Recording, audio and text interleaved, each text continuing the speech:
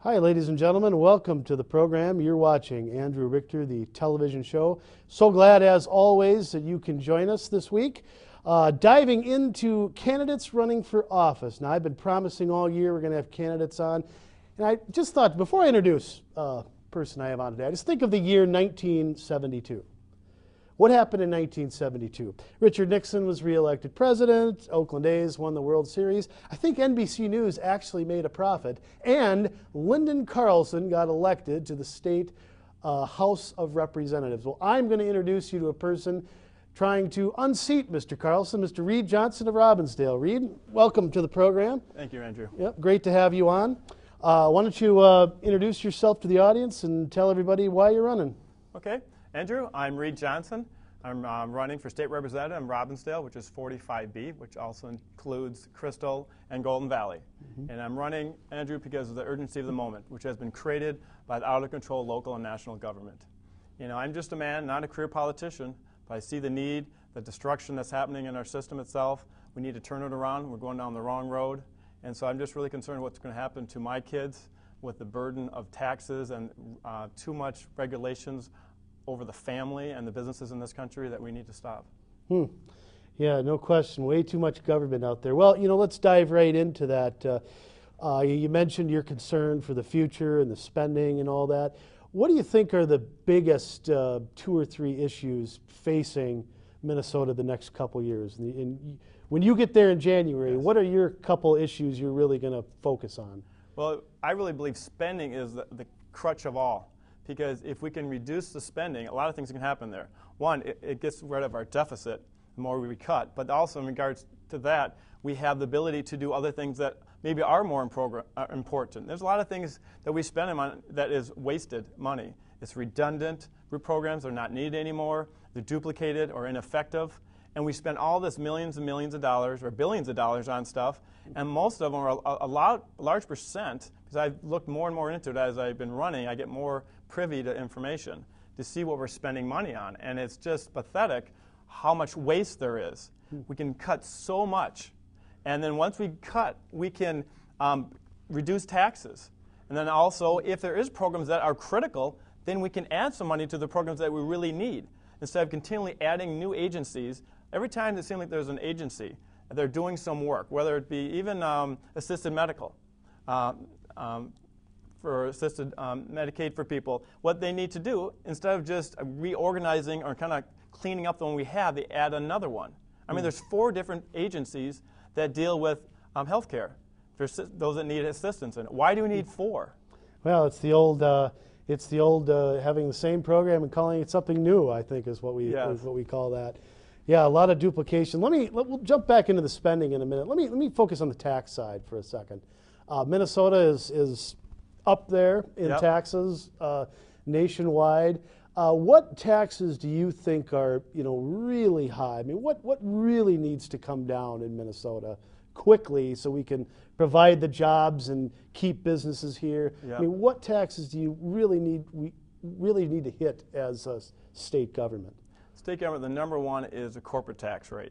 We're on the top in the nation on that at 9.8%. I think it's us in California, if I'm not mistaken, are the top 2. Yeah, we're getting up there. So, I mean, there's a lot of companies that are actually moving out of here specifically because of that. We've lost some big companies ourselves, and it may not be 100% the only reason, but a lot of reasons why certain companies like Northwest, they had a chance to stay here. They went, Delta moved them down to Atlanta because they have 3%. We have almost 10% here. And so we lost one of our major corporations here, the headquarters here in Minneapolis, possibly because of the corporate tax rate. I mean, we cannot continually, we have our neighboring states, North and South Dakota, I believe they don't have any corporate tax. And we're losing businesses to other states or across the border in Mexico or Canada or overseas because of different taxes we have and regulations we have that a lot of places don't have that we do. Yeah, I always find it interesting. Twin Cities Federal, TCF.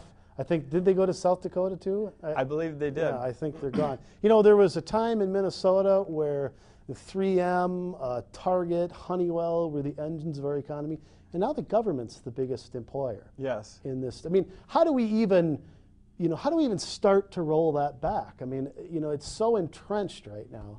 I mean, I don't even know where to start anymore as far as rolling back I mean, where do you even begin? I really believe that part of that has to do with it's a mindset of those who are already in office. Yeah. We almost, not all of them, but there's a large percent, especially some have been there a long time. Obviously, Lyndon's been there. I was barely out of the diapers when he was elected. Hey, I was -5. I just want to say I was So -5. you weren't even born yet. I was just learning to My get on a parents bike. weren't even married yet, yeah. But you have that mindset, and they keep doing the same thing over and over and over, and they just don't have the understanding. It's like, how we actually have to cut something? I mean, how would we? They can't even comprehend it. We need people that have not been there before. They're not career politicians, or they haven't done it in the past. So they have fresh ideas, fresh vision, understand that we need to take a different approach to balancing our budget and to spending in this state. And so I think if you get a good crop of new elected officials, we can get a lot of things done. Well, let me ask this then. You know, you look at the last 2 years here in the legislature. We had the failure to reach a budget in 2009. Yep. We had the governor do his unallotment. Then we had the courts step in and say he couldn't do that. You know, and then the legislature basically just kicked the can to 2011 Yep. session. I mean, let me just ask this: you, as a citizen, as a taxpayer, you're a husband and a dad. Yep. What do you think of their performance just in the last 2 years? Is it even worth it to send them to St. Paul for the last 2 years? No, it really isn't. It is frustrating to see the things they've done with our state and our budget and our spending. I mean, I have a family. I don't mention that. I have my wife Chris and my 2 boys Noah and Josh, and they're 12 and 7, so they're still fairly young. Mm-hmm. And we are putting a lot of burden on them in the future from the taxation that we're creating now if we don't start making a change here locally and nationally. So do we need to go, you mentioned all the automatic increases, everybody. Yep. Everybody just every 2 years Yep. gets, is zero-based budgeting something that we have to go to, that no, there's no more automatic increases? I believe that. Yeah. I know a lot of people get a lot of play on the fact that if they don't automatically get the increase, that's considered a reduction in spending. Yeah.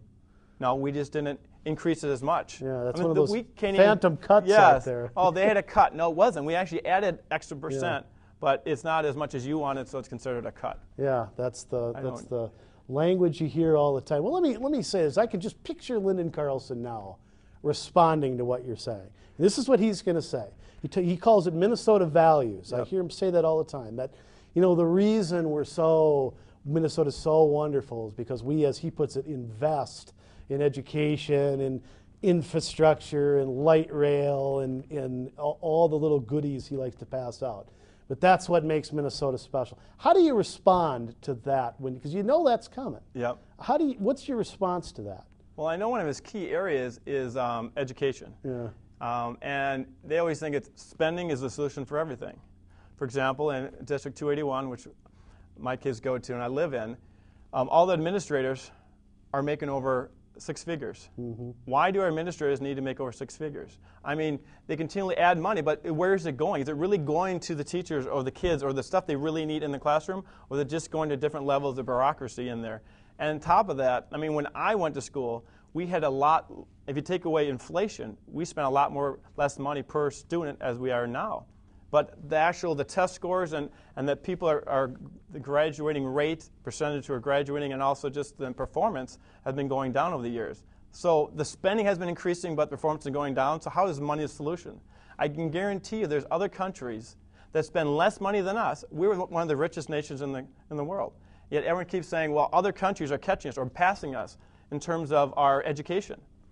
Well, if they have a lot less money than us, how in the heck are they passing us if spending is the solution to everything? We outspend them here, yet their performances are going up. I've always said, if taxing and spending were the ways to fix government, why is it California, New York, Michigan, and New Jersey don't have huge surpluses?